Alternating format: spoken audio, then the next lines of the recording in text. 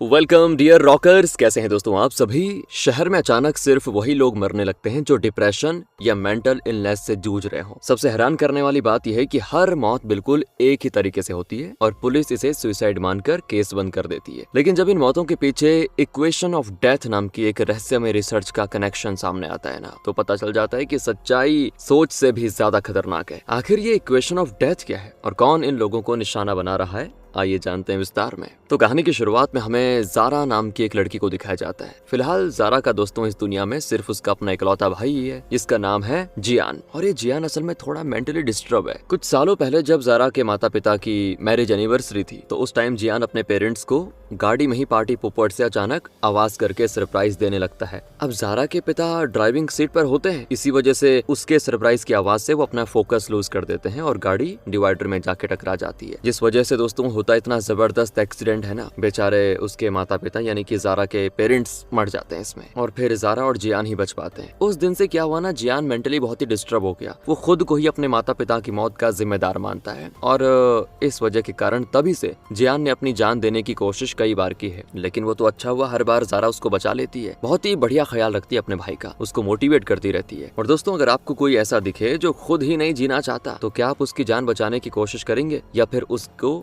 उसके हाल पे छोड़ देंगे? इस सिचुएशन को किस तरह डील करोगे कमेंट्स में जरूर बताना अगर टाइम मिले तो। इधर जियान हमेशा डिप्रेशन में रहता है दोस्तों, ज्यादा किसी से बात नहीं करता। जारा अपने भाई को फिर साइकियाट्रिस्ट डॉक्टर के पास लेकर जाकर उसका ट्रीटमेंट भी करवाती रहती है। अब जारा के बारे में बात करूं तो वो एक फॉरेंसिक लैब में काम करती है। इसी बीच नीरज नाम का एक बंदा अपनी ही जान ले चुका होता है। जारा और उसके टीम मेंबर्स क्राइम सीन पर जाकर एविडेंस कलेक्ट कर रहे होते हैं। अब इस केस पर जिब्रान नाम का एक ऑफिसर काम कर रहा होता है। जिब्रान के बारे में बात करें दोस्तों तो वो बस नाम के लिए ही ड्यूटी करता है। यहाँ तक कि जहाँ पर नीरज की लाश पड़ी होती है जिब्रान उस जगह पे जाकर ढंग से इन्वेस्टिगेट भी नहीं करता। वो हर एक केस को बस इसी तरह टाइम पास करता है, बहुत ही लाइटली लेता है हर चीज को। और वैसे बता दूं आपको, जिब्रान की इस हरकत की वजह उसका एक पास्ट है जो कि हमको बाद में पता चलेगा। खैर तभी जारा को दिखाते हैं जो अपनी ड्यूटी खत्म करके वापस अपने फ्लैट पर आती है तो घर में दोस्तों जियान मौजूद नहीं होता और कई बार उसको आवाज देने के बाद भी जारा तुरंत उसके फोन पे कॉल करती है, मगर नहीं, फोन तो स्विच ऑफ आता है। अब जारा के पास दूसरी चाबी होने की वजह से वो दरवाजा ओपन करके अंदर जाकर अपने भाई को बुलाने लगती है, लेकिन फिर भी घर में कोई भी मौजूद नहीं होता। अब जारा सोचने लगती है कि ये जियान मुझे बिना बताए गया तो गया कहाँ। उसी वक्त जारा को जियान की तरफ से एक वॉइस नोट आता है कि जारा मैं अपने दोस्त सलमान की पेट शॉप पर आया हुआ हूँ, जल्दी घर आ जाऊंगा। तो जारा भी फटाफट से जियान के उस दोस्त की पेट शॉप पे जाकर पूछने लगती है। वहाँ से दोस्तों उसको ये बात पता चलती है कि जियान यहाँ पर आया तो था मगर जल्दी चला गया था। और इसी दरमियान दोस्तों तभी यहाँ पे जारा का मंगेतर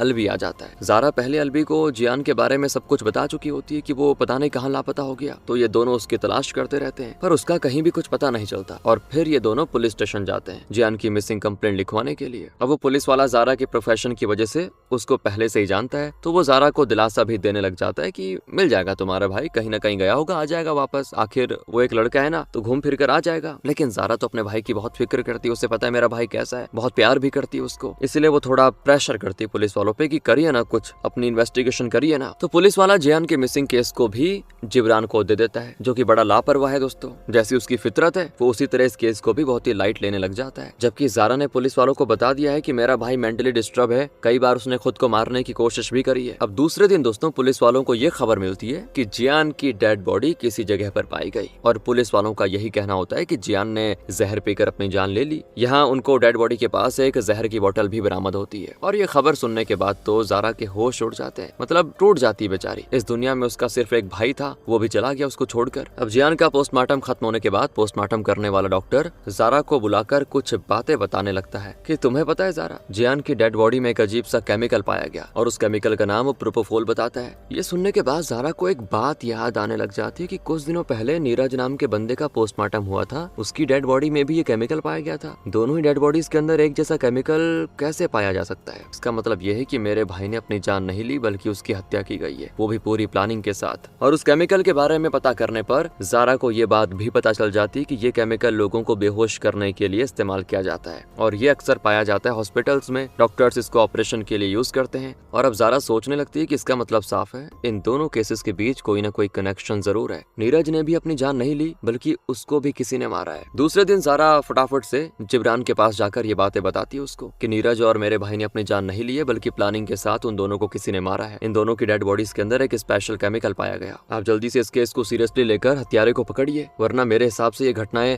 और भी फैलती रहेंगी। मैं पहले से आपको इस बारे में वार्न कर रही हूँ, तो प्लीज इस पे ध्यान दीजिएगा। और अगर एक और हत्या हुई ना किसी की, तो मैं आपके ऊपर केस कर दूंगी कोर्ट में। अब ये सुनने के बाद भी दोस्तों जिब्रान ज़ारा की बातों को ज्यादा सीरियसली नहीं लेता। अब इसके बाद अगले दिन पुलिस वालों को एक और लड़की की डेड बॉडी मिलती है। लोगों का मानना होता है कि इस लड़की ने भी अपनी जान दे दी है, लेकिन जब ज़ारा इस लड़की की पोस्टमार्टम रिपोर्ट पढ़ती है तो इस लड़की में भी सेम वही केमिकल पाया जाता है। उसके बाद ज़ारा पुलिस डिपार्टमेंट के ऊपर ही कोर्ट में केस फाइल कर देती है। अब इन केसेस को वही जिब्रान डील कर रहा होता है ना, तो कोर्ट जिब्रान और उसके हायर ऑफिसर्स को बहुत डांट लगाते हैं कि आखिर आप लोग कर क्या रहे हो। आपसे अच्छी तरह तो ज़ारा ने इस केस पे काम किया हुआ है, उसने बहुत ही सारे सबूत भी दिए कि ये तीनों हत्याएं हैं, और आप लोग क्या कर रहे हैं। साथ ही ये भी है कि ये तीनों ही दिमागी मरीज थे और साइकेट्रिक ट्रीटमेंट ले रहे थे, और इन तीनों की मौत एक ही केमिकल से हुई है। ये सारी बातें होने के बाद जिब्रान को पुलिस कमिश्नर बुलाकर कह देते हैं कि देखो, एक लड़की ने पुलिस डिपार्टमेंट के ऊपर ही केस फाइल कर दिया है, और ये सब कुछ जिब्रान तुम्हारी वजह से हुआ। अब तुम ही जल्दी से इस केस पे काम करके इसको सॉल्व करोगे, तभी डिपार्टमेंट की इज्जत बचेगी। बाकी मुझे तुम्हारी काबिलियत पे कोई शक नहीं है, तुम कर सकते हो। ये सुनने के बाद जिब्रान भी बहुत ही अपसेट होने लग जाता है कि यार क्या करूं। यहीं पर सीन थोड़ा सा फ्लैशबैक में जाता है। जिब्रान की लाइफ में क्या हुआ हमें वो दिखाया जाता है। असल में कुछ महीनों पहले जिब्रान सही तरीके से अपनी जॉब कर रहा होता है, और इसी दौरान दो प्रेमी जिब्रान के पुलिस स्टेशन पर आकर खुद की रक्षा करने की गुहार लगाते हैं। दरअसल लड़की के खानदान वाले बहुत ही पैसे वाले होते हैं और लड़के वाले थोड़े गरीब खानदान का है। तो जिब्रान इन दोनों से वादा करता है कि मैं तुम दोनों की सेफली रक्षा करूंगा, मैं तुम्हारे घर वालों को मनवाकर तुम दोनों की शादी करवा दूंगा। तो जिब्रान उन दोनों को अपनी ही प्रोटेक्शन में रखता है, लेकिन लड़की वाले जिब्रान को कॉल करके उन दोनों को छोड़ने के लिए कह देते हैं, मतलब हवाले करने के लिए कह देते हैं, हमारे हवाले करो। लेकिन जिब्रान किसी को नहीं मानता। बड़े बड़े ऑफिसर्स भी उसको कॉल करके कहते हैं कि कर दो, उनको छोड़ दो, लड़की को छोड़ दो, लेकिन फिर भी नहीं मानता जिब्रान। वो यही कहता है कि मैंने उन दोनों को अपना वादा दिया है, बस। अब बाद में कुछ कंडीशंस के बाद जिब्रान उन दोनों को जाने देता है, मगर उसके बाद भी लड़की वाले पहले लड़के को मार देते हैं, उसके बाद उस लड़की को भी मार देते हैं, यानी कि ऑनर किलिंग। यही चीज जानने के बाद जिब्रान बहुत ही दुखी होता है कि मैंने तो दोनों को वादा किया था यार कि तुम्हारी प्रोटेक्शन करूंगा, लेकिन मैं दोनों की जान नहीं बचा पाया। तो वो खुद को इसका दोष दे रहा होता है। और फिर जिस बंदे ने उन दोनों को मारा था ना, जिब्रान उस बंदे का पता करके उसे बहुत मारता है, इतना मारता है कि वो बंदा कोमा में चला जाता है। ये करने के बावजूद भी जिब्रान का गुस्सा शांत नहीं होता। उसको आगे चलकर यही बात दिन रात परेशान करती रहती है कि मैं उन दोनों की रक्षा नहीं कर पाया यार, ऐसे में इस जॉब का क्या ही फायदा। इस तरह से उस दिन से दुखी होकर वो अपनी जॉब को सीरियसली नहीं लेता, बस ऐसे टाइम पास करता रहता है। इसी के साथ सीन आता है प्रेजेंट में। जिब्रान के हायर ऑफिसर्स जिब्रान को डांटते हैं कि क्या कर रहे हो तुम, कैसे फैसले ले रहे हो, देखो ये केस बहुत ही सीरियस हो चुका है, जरा ढंग से करो कुछ। इसी बीच दूसरी तरफ ज़ारा भी अपने तरीके से इन्वेस्टिगेशन शुरू करती है, और तभी उसको ये बात पता चल जाती है कि जहाँ पर जियान की डेड बॉडी मिली वहाँ पर एक गाड़ी के टायर मार्क्स पाए गए हैं। ज़ारा यही टायर की फोटो जिब्रान को जाकर दिखाने लगती है। जिब्रान तुरंत अपनी टीम से कहने लग जाता है कि जहाँ पर पहले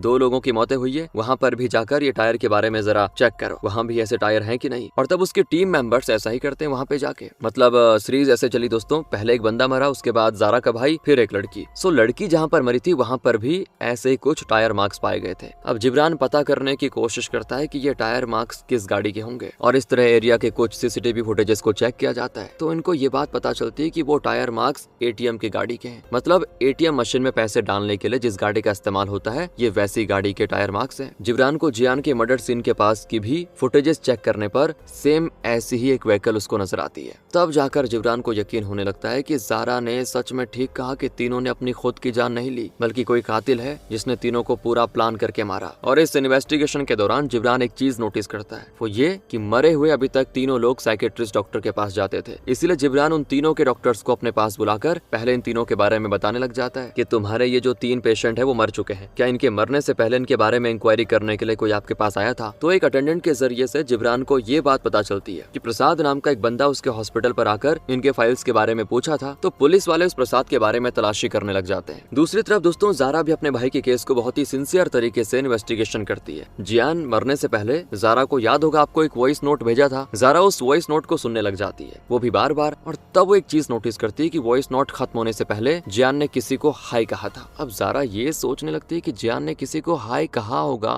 यानी कि वो उस बंदे को जानता होगा तभी हाई बोला होगा। कौन हो सकता है वो बंदा। ज़ारा यही बात अपने मंगेतर अलवी को बताने लगती है। तो अलवी एक साउंड इंजीनियर को बुलाकर इस वॉइस मैसेज को क्रैक करने को बोलता है। तो वो बंदा किसी तरह से उस वॉइस नोट को डीपली एनालाइज करके ज़ारा से कहता है कि जब जियान उस बंदे को हाई कहा ना, उस बंदे ने भी जियान को जवाब में हाई बोला। तो ज़ारा को यहाँ उस दूसरे की आवाज भी मिल जाती है और ये भी पता चल जाता है कि जियान मरने से पहले उससे मिला था और वो जो कोई भी है उसे जियान जानता था। दूसरी तरफ जियान को उन तीनों हॉस्पिटल हॉस्पिटल के अटेंडेंट से पूछताछ करने पर और भी बातें पता चलती हैं कि प्रसाद नाम का एक बंदा इनके पास आकर पेशेंट्स की फाइल्स को लेकर गया था और बदले में इनको पैसे भी दे दिए थे उसने। इन्हीं में से एक अटेंडेंट ने उस प्रसाद की फोटो भी क्लिक की थी अपने मोबाइल में। इस तरह से वो फोटो जिब्रान देखने लग जाता है। उसके बाद क्या था दोस्तों, पुलिस वाले उस प्रसाद को सर्च करना शुरू कर देते हैं और बहुत ही मुश्किल से जिब्रान उस प्रसाद को ढूंढ पाता है। उसके साथ ना उसके आदमी भी होते हैं। मतलब जबरदस्त तरीके से फाइट होने लगती है यहाँ पे। बहुत ही लंबी लड़ाई के बाद दोस्तों जिब्रान आखिरकार प्रसाद को कस्टडी में ले ही लेता है। अब उससे होती है पूछताछ कि भाई बताओ किसके लिए ये सारी डिटेल्स लेकर गए थे। यानी दोस्तों वो उन फाइल्स के बारे में पूछ रहा है। तो प्रसाद कहने लग जाता है कि सर मुझे उसके बारे में कुछ नहीं पता, बस वो बंदा मुझे फोन करके पेशेंट का नाम बोलता था तो मैं उस हॉस्पिटल में जाकर उस पेशेंट की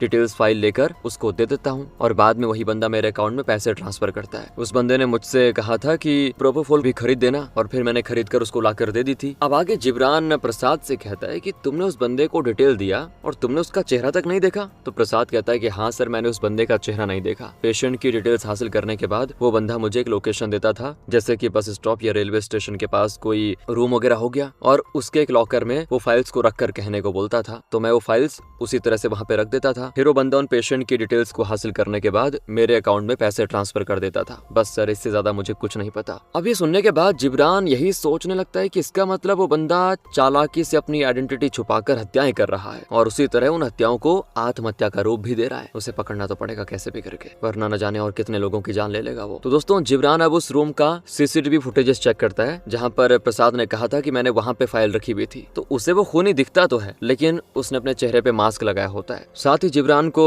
उन 3 मरे गए लोगों के डॉक्टर से ये पता चलता है कि जियान को तो इस बात का गिल्ट था कि उसकी वजह से उसके पेरेंट्स की जान गई, इसीलिए वो मरना चाहता था। बाकी नीरज को बस इसीलिए मरना था क्योंकि उसे ये जिंदगी अच्छी नहीं लगती थी, वो मरकर आजाद होना चाहता था। इसके बाद बात करें तीसरी विक्टिम यानी उस लड़की की, तो वो काफी समय से एक गायनोकोलॉजिस्ट के पास जा रही थी क्योंकि उसको बच्चा नहीं हो रहा था। अब जब उसको पता चला कि वो कभी मां नहीं बन पाएगी तो उसके दिमाग में ये आ गया कि मैं जिंदा रह के करूंगी क्या, मरी जाती हूँ जब बच्चा नहीं पैदा कर पाऊंगी। इस तरह दोस्तों तीनों मरीजों की कंडीशन थी। अगले दिन ज़ारा को एक और शॉकिंग बात पता चलती है, वो ये कि उसका जो मंगेतर है ना अलवी, उसकी भी हत्या हो चुकी है। उस अनजान बंदे ने अलवी के अपार्टमेंट में ही उसकी हत्या कर दी और अलवी की पोस्टमार्टम रिपोर्ट से ये पता चल जाता है कि जो केमिकल जियान की बॉडी में पाया गया था वही अलवी की बॉडी में भी पाया गया है। ज़ारा बेचारी बहुत दुखी होती है। उसी तरह वो ये भी सोचने लगती है कि इससे पहले जो 3 हत्याएं हुई वो लोग तो साइकेट्रिस्ट डॉक्टर के पास जा रहे थे, लेकिन अलवी तो नॉर्मल बंदा था ना, वो तो किसी डॉक्टर के पास नहीं गया, तो फिर उस हत्यारे ने अलवी को क्यों टारगेट किया। और यहाँ पर एक और बात नोटिस करने वाली होती है कि ये हत्यारे ने बाकी लोगों को मारकर आत्महत्या का रूप दिया था अभी तक, लेकिन अलवी को डायरेक्टली मार दिया है। जाहिर है दोस्तों ये चीज कातिल ने ज़ारा को डराने के लिए की होगी ताकि वो इस केस की इन्वेस्टिगेशन को रोक दे। अब ज़ारा पोस्टमार्टम करने वाले डॉक्टर से कॉल के जरिए ये बात पूछने लगती है कि डॉक्टर क्या आपने पहले कभी कोई ऐसा केस अपने करियर में देखा है। तो डॉक्टर कहने लगता है कि हाँ 11 साल पहले जैसी नाम की एक मेडिकल स्टूडेंट हार्ट अटैक से मर गई थी। उस लड़की की बॉडी में भी ऐसा ही ड्रग पाया गया था। बहुत ही होनहार लड़की थी वो, काफी सारी रिसर्च की थी उसने। इतना बताने के बाद डॉक्टर ज़ारा को उसके बारे में कुछ और डिटेल्स भी देते हैं। तो ज़ारा उस जैसे की घर पे जाकर उसके पिता से उसके बारे में पूछताछ करती है। उसके पिता तो कहने लग जाते हैं कि बेटा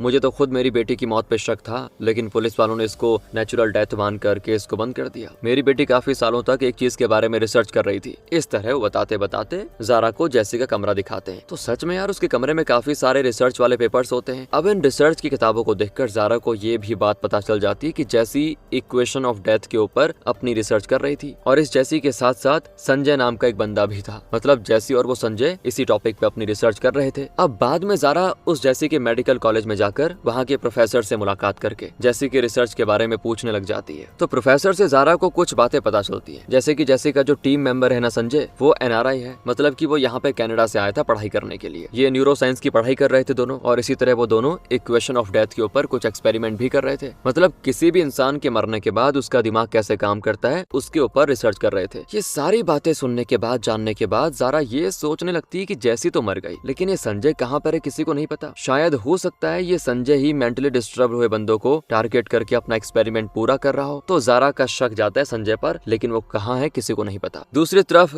जिब्रान अपनी टीम से कहने लग जाता है कि वो हत्यारा प्रसाद को कहाँ से पैसे ट्रांसफर किया है उसकी लोकेशन पता करो। जिसके बाद पता चलता है कि एक छोटे से गांव से ATM मशीन के जरिए से प्रसाद को मनी ट्रांसफर किया गया था। तो अगले दिन जिब्रान के टीम मेंबर्स उस एरिया पे जाते हैं। इस बहुत ही सुनसान जगह पे दोस्तों उन्हें इकलौता घर दिखता है, साथ ही वहाँ पर उनको एक ATM वैन भी खड़ी दिखती है। अब इसकी इन्फॉर्मेशन जिब्रान को भेजने के बाद जिब्रान तुरंत वहाँ के लिए निकल जाता है। अब दोस्तों पुलिस वालों को उस घर में ना संजय आखिरकार मिल जाता है, जिसके बारे में ज़ारा को पता चलता है। और संजय यहाँ पर पुलिस वालों को देखते ही उन्हीं की गन लेकर उनके पैरों पर शूट करके उन्हें जख्मी कर देता है। मतलब ज़ारा का शक बिल्कुल सही था कि संजय असली हत्यारा है, यानी संजय नहीं उसके भाई को मारा, ज़ारा के भाई को। तो फिलहाल तो ये अभी भी शक है दोस्तों। तो संजय तुरंत अपने कमरे में चला जाता है। इसी बीच जिब्रान वहाँ पे पहुंच जाता है। फिर वो दरवाजा तोड़कर घर में दाखिल होता है संजय। तो वहाँ का माहौल देखने के बाद वो बिल्कुल हैरान। उसका घर लैब से कम नहीं होता। सारे पुलिस वाले संजय को घेर लेते हैं, लेकिन संजय के पास दोस्तों प्लान होता है। प्लान वो जल्दी से एक दरवाजा खोलकर उसके जरिए अपने घर के बेसमेंट में चला जाता है और अपने पीछे वो जिब्रान के लिए एक बॉम्ब छोड़ के जाता है, क्योंकि उसको पहले ही अंदाजा हो गया था कि पुलिस वाले उस तक पहुंच जाएंगे। इसलिए उसने इस तरकीब को तैयार करके रखा हुआ था अपने भागने के लिए। बॉम्ब उसने सारे सबूत मिटाने के लिए लगाए थे, जिससे जिब्रान की पूरी टीम घायल हो जाती है और जिब्रान खुद को बड़ी मुश्किल से संभालता है। और दूसरी तरफ संजय दोस्तों वहां से भागने की कोशिश कर रहा होता है। वो क्या करता है ना, बेसमेंट से अपनी बाइक लेकर दूसरे रास्ते से निकलने की सोचता है, पर उसी वक्त ज़ारा अपनी गाड़ी से वहां पर संजय को ठोक देती है और जिब्रान भी बहुत मुश्किल से उस घर से बाहर आकर संजय को पकड़कर मारने लग जाता है। फाइनली वो संजय को अपनी हिरासत में ले लेता है। इसके बाद दोस्तों संजय से पूछा जाता है, भाई क्यों तुमने इतने लोगों की हत्या की? तो संजय तो बहुत ही चिल अंदाज में कहता है, मैं हत्या नहीं कर रहा, मैं तो बस रिसर्च कर रहा हूँ यार, मुझे अपना काम करने दो। हम बस 2 लोग नहीं बल्कि 3 लोग हैं। 11 साल पहले हम तीनों ने इस रिसर्च को स्टार्ट किया था। हमारे रिसर्च का नाम था इक्वेशन ऑफ डेथ। मतलब इंसानों के मरने से कुछ टाइम पहले उनकी क्या हालत होती है, उनके अंदर क्या हलचल होती है, वो क्या देखता है और मरने के तुरंत बाद क्या होता है, उस पर रिसर्च कर रहे थे। अब आगे दोस्तों वो बताता है कि हमने इंटरनेट पर रिसर्च करके देखा कि जो इंसान मरने के बाद वापस जिंदा हुए या मौत को छूकर आए, उनके मुताबिक उन्होंने एक अंधेरी गुफा देखी थी जिसके अंदर दूसरी तरफ बहुत ही तेज रोशनी आ रही थी। अब हमारा दिमाग मरने के बाद भी कुछ देर तक जिंदा रहता है, यानी कि इंसान मरता है पर उसकी कॉन्शियसनेस यानी कि चेतना नहीं मरती। हम बस ये पता करना चाहते थे कि इंसान जब मरता है तो वो आखिर देखता क्या है, क्या सोचता है, उसके दिमाग में किस तरह की हलचल होती है। अब ये सारा डेटा अगर हमें मिल गया तो हम इंसान की चेतना की डिजिटल कॉपी बना पाएंगे। इससे हमारी मदद AI की टेक्नोलॉजी करेगी। मतलब इंसान के मरने के बाद भी डिजिटल रूप में उसकी चेतना जीवित रहेगी और इस एक्सपेरिमेंट के माध्यम से मेडिकल फील्ड में नई क्रांति आएगी और ऐसी दवाइयाँ या तरीके बन पाएंगे जिससे इंसान की कभी मौत ही नहीं होगी, वो अमर हो जाएगा। हमने रिसर्च चूहों से लेकर मेंढक तक सभी पर गए, लेकिन रिजल्ट नहीं मिला। इस रिसर्च के लिए जैसी ने अपना सब कुछ लगा दिया था। हमें थी एक इंसान की जरूरत जो मरने के लिए तैयार है। तो सबसे पहले जैसी ने खुद की बॉडी पर एक्सपेरिमेंट करने का फैसला किया। मतलब उसने खुद को हमें दान दे दिया और हमसे कहा कि मुझे प्रोपोफोल का इंजेक्शन देकर मौत का एक्सपीरियंस करने दो। उसने ये भी कहा हमारे लिए, मतलब कि मुझे तुम लोगों पे बहुत विश्वास है, तुम कर लोगे, मुझे जिंदा कर लोगे। अब फिर हमने उसको प्रोपोफोल का इंजेक्शन दिया। उसके साथ क्या होता है ये जानने की कोशिश की, लेकिन बदकिस्मती से जैसी मर गई। उसे हम बचा नहीं पाए। जैसी के मरने के बाद मैंने उसकी रिसर्च को जारी करने का फैसला किया। अब ये सुनने के बाद जिब्रान कहता है कि तुम्हारे साथ एक और बंदा है, तो वो है कौन? और यहीं पर एक और शॉकिंग बात पता चलती है कि जैसी और संजय के साथ जो बंदा था ना, वो कोई और नहीं, ज़ारा का मंगेतर था अलवी, जो कि मर गया। और यहाँ पर एक और ट्विस्ट भी रिवील होता है। ज़ारा का भाई मरने से पहले किसी को हाई बोला था ना, और वो दूसरा बंदा जो भी था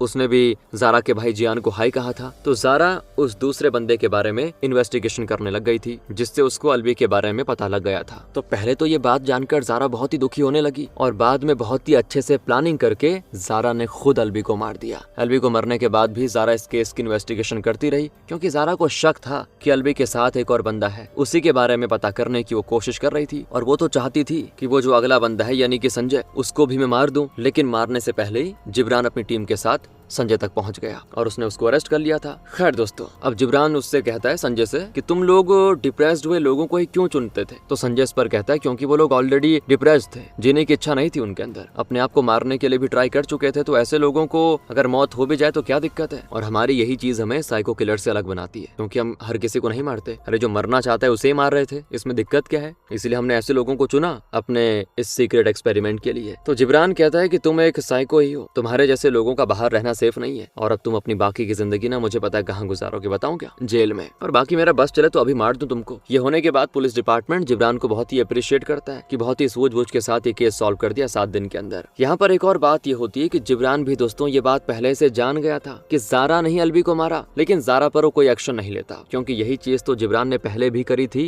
क्योंकि इस बार वो सच का साथ देना चाह रहा है। और वैसे भी जिब्रान ने तो अपनी जिम्मेदारी छोड़ दी थी, अपनी ड्यूटी को टाइम पास कर दिया था। वो तो जब ज़ारा आगे बढ़ी अपनी इन्वेस्टिगेशन में तब तब जाके जिब्रान के अंदर हिम्मत आई। फिर आखिर में वो ज़ारा को मुस्कुरा के देखते हैं और दोनों अपने अपने रास्ते चले जाते हैं। इसी के साथ ये कहानी खत्म हो जाती है दोस्तों। बाकी रॉकर्स स्क्रीन पे दिख रही वीडियो पे क्लिक करिए, डायरेक्ट मिलते हैं आपसे वहीं पे। ध्यान रखिए अपना। Thanks for watching.